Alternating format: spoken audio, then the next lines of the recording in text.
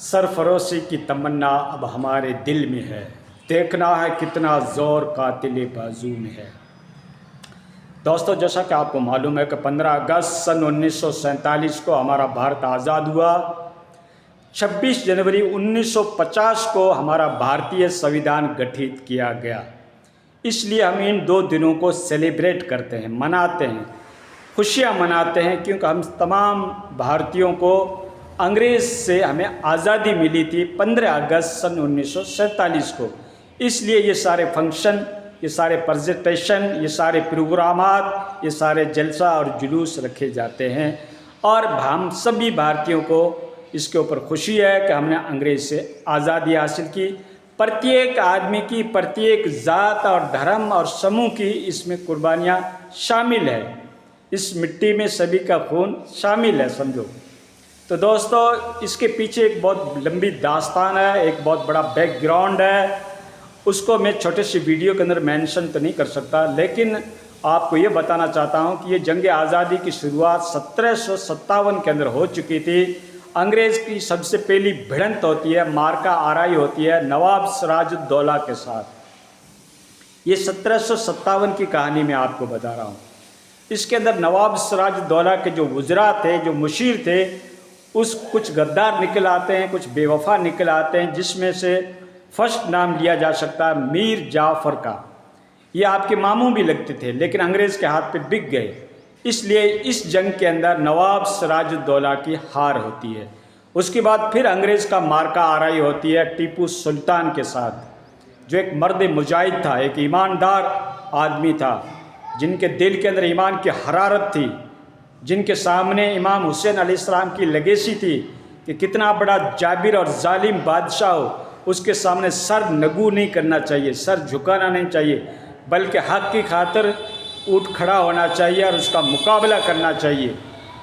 तो दोस्तों, टीपू सुल्तान ने उनके सामने सरेंडर नहीं किया और अंग्रेज़ उसके साथ जंग करते रहे। अंग्रेज़ को बिल आखिर उसमें हार हुई। और टीपू सुल्तान का ये मक़ोला मशहूर है कि शेर की एक दिन की ज़िंदगी गुजारना गीदड़ की पूरी ज़िंदगी गुजारने से बेहतर है। तो ये उनका मक़ोला था और वाकई वो शेर थे और शेर की तरह ही उन्होंने अंग्रेज़ की जो जड़ें थी उसको उखाड़ के फेंक दिया था। उसके बाद फिर अंग्रेज़ ने दूसरा लाहे अमल इख्तियार किया। वो कलकत्ता से होते हुए धीरे धीरे वो यहाँ मेरठ आए और मेरठ के बाद ये दिल्ली पहुँच जाते हैं। तो 1803 के अंदर शाह अब्दुल अजीज़ ने इस मुल्क को दारुल हर्ब करार दे दिया था। 1803 के अंदर, ठीक है। जंग तो होती है 1857 के बाद, लेकिन शाह अब्दुल अजीज़ ने इस मुल्क को दारुल हर्ब करार दे दिया था 1803 के अंदर। और फिर शाह अब्दुल अजीज़ का जो फतवा था वो इस तरीके से आग की तरफ फैला कि पूरे हिंदुस्तान के अंदर एक तूफ़ान खड़ा कर दिया। सारी पब्लिक अंग्रेज़ के ख़िलाफ़ हो गई। फिर अंग्रेज़ का जब शाह बादशाह ज़फ़र के साथ पहला मार्का आराई होती है, उसके अंदर 29,000 भारतीय शहीद होते हैं अंग्रेज़ के हाथों से। बिल आखिर अंग्रेज़ को मुख्तसर ये है कि उन्होंने कामयाबी पा ली और शाह ज़फ़र को इस मुल्क से दरबदर कर दिया और वो क्या है कि रंगून की जेल के अंदर उसको फिट कर दिया गया। हमारे उलमाए किराम की बेशुमार कुर्बानियाँ हैं जंग आज़ादी के बारे में। जब इसकी हिस्ट्री देखोगे, तवारीख़ उठाओगे और तारीख़ का मुताला करोगे तो आपके ऊपर ये हकीकत रोज़े रोशन की तरह वाज़ा हो जाएगी कि हमारे असलाफ़ों ने, हमारे बुज़ुर्गों ने, हमारे अकाबरीन ने, हमारे पुरखों ने कितनी कुर्बानियाँ जंग आज़ादी में पेश की। दिल्ली से लेकर गाज़ियाबाद तक का एक भी दरख्त बाकी नहीं था जहाँ पर किसी दाढ़ी वाले को फांसी के फंदे पे लटकाया नहीं गया हो। गाज़ियाबाद तक इतने उलमाए किराम को शहीद किया गया, कईयों को माल्टा की जेल में बंद कर दिया गया।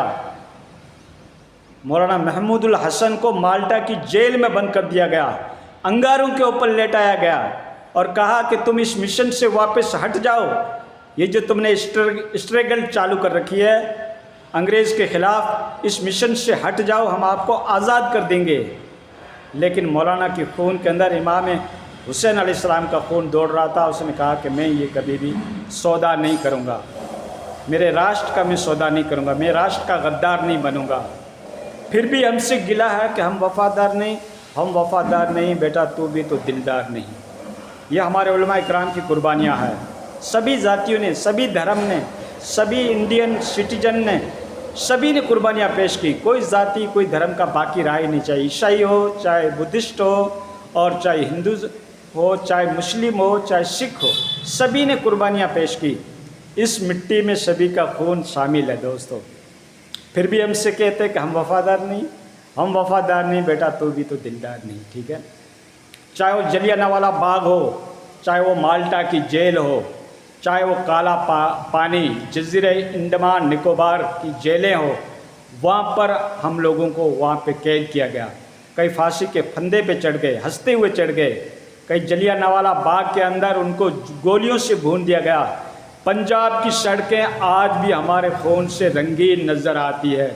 जहाँ पे इस मुल्क के अजीज़ को पानी की ज़रूरत पड़ी, वहाँ पे हमने लहू बहाया है। पंजाब की सड़कें आज भी चिल्ला चिल्ला के ये कह रही है। मौलाना अब्दुल कलाम आज़ाद रोड आज भी चिल्ला चिल्ला के कह रही है कि यहाँ पर किसी कौम ने कुर्बानियाँ पेश की थी। तो दोस्तों, कुर्बानियों की बहुत बड़ी लंबी दास्तान है। छोटे से वीडियोस के अंदर मैं सारों का नाम गिना नहीं पाता, लेकिन सभी की कुर्बानियाँ शामिल है। ठीक है, एक कम्युनिटी या एक जाति की नहीं, सभी की शामिल है।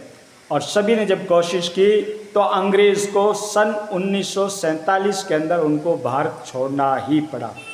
इसीलिए हम इस डे को, इस दिन को हम सेलिब्रेट करते हैं, प्रोग्राम रखते हैं, प्रेजेंटेशन रखते हैं, जलसा जुलूस रखते हैं, और हम खुशी सेलिब्रेट करते हैं इसलिए कि हमने जंग आज़ादी को अंग्रेज़ से हासिल किया था 15 अगस्त को, और 26 जनवरी 1950 को हमारा भारतीय संविधान गठित किया गया।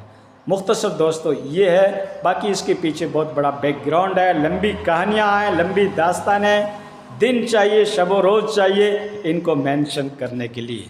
लाए हम कश्ती तूफ़ान से निकाल के, इस देश को रखना मेरे बच्चों संभाल के।